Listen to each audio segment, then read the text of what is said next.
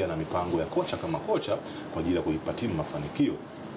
Kwa hiyo wanamtazama Jean Charles Ahoua katika namna kama mchezaji ni mkubwa zaidi katika kikosi cha Simba, kwa anategemea kuona kiwango kikiwa ni kikubwa zaidi katika mechi zinavyoendelea, na mechi za namna hii za mtoano ndizo ambazo zinampa mchezaji taswira ya kwamba ni nyota wa kutumainiwa, nyota ambaye anapaswa kubakizwa ndani ya kikosi kwa muda mrefu.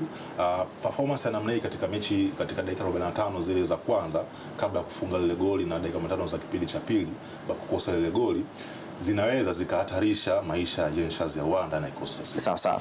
Huyu mchezaji ambaye anazungumzwa hivyo, tujikumbushe tu takwimu zake na namna ambavyo anaisaidia Simba katika mazingira tofauti tofauti.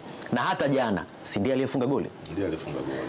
Kwenye goli 11 za Simba Sports amehusika na goli 5.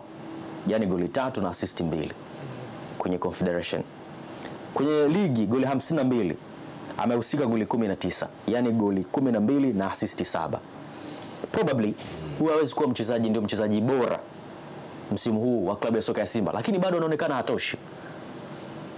Mahitaji ya Simba ni makubwa sana. Yaani mahitaji ya Simba hayaishi tu katika msimu huu. Mahitaji ya Simba yanazungumzwa kwa mipango aliyopanga ndani ya misimu mitano ama 10 ambao wamepanga mipangilio yao. Kwa hiyo wanamhitaji mchezaji ambaye hata kuwa na kiwango cha kubahatisha ndani ya msimu mmoja. Huyo anamuita one season wonder.